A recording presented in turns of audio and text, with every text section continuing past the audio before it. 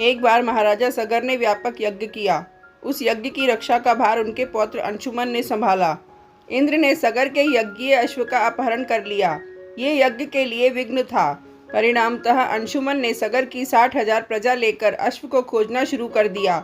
सारा भूमंडल खोज लिया, पर अश्व नहीं मिला। फिर अश्व को पाताल लोक में खोजने के लिए पृथ्वी को खोदा गया। खुदाई पर उन्होंने देखा कि साक्षात भगवान महर्षि कपिल के रूप में तपस्या कर रहे हैं। उन्हीं के पास महाराजा सगर का अश्व घास चर रहा है। प्रजा उन्हें देखकर चोर चोर चिल्लाने लगी। महर्षि कपिल की समाधि टूट गई। ज्यों ही महर्षि ने अपने आग्नेय नेत्र खोले, त्यों ही सारी प्रजा भस्म हो गई। इन मृत लोगों के उद्धार के लिए ही महाराज दिलीप के पुत्र भगीरथ ने कठोर तप किया था।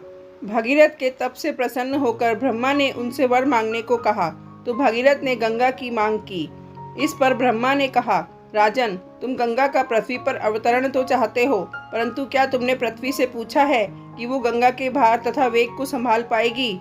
मेरा विचार है कि गंगा के वेग को संभालने की शक्ति केवल भगवान शंकर में है। इसलिए उचित ये होगा कि गंगा का भार एवं वेग संभालने के लिए भगवान शिव का अनुग्रह प्राप्त कर लिया जाए। महाराज भगीरथ ने वैसे ही किया। उनकी कठोर तपस्या से प्रसन्न होकर ब्रह्मा जी ने गंगा की धारा को अपने कमंडल से छोड़ा। तब भगवान शिव ने गंगा की धारा को अपनी जटाओं में समेटकर जटाएं बांध लीं।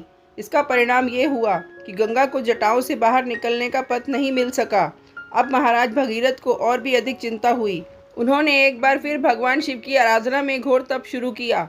तब कहीं भगवान शिव ने गंगा की धारा को मुक्त करने का वरदान दिया। इस प्रकार शिवजी की जटाओं से छूटकर गंगा जी हिमालय की घाटियों में कलकल निनाद करके मैदान की ओर मुड़ी। इस प्रकार भागीरथ पृथ्वी पर गंगा का वरण करके बड़े भाग्यशाली हुए। उन्होंने जनमानस को अपने पुण्य से उपकृत कर दिया। युगों युगों तक बहने वाली गंगा की धारा महाराज भगीरथ की कष्टमयी साधना की गाथा कहती है। गंगा प्राणी मात्र को जीवन दान ही नहीं देती, मुक्ति भी देती है। इसी कारण भारत तथा विदेशों तक में गंगा की महिमा गाई जाती है।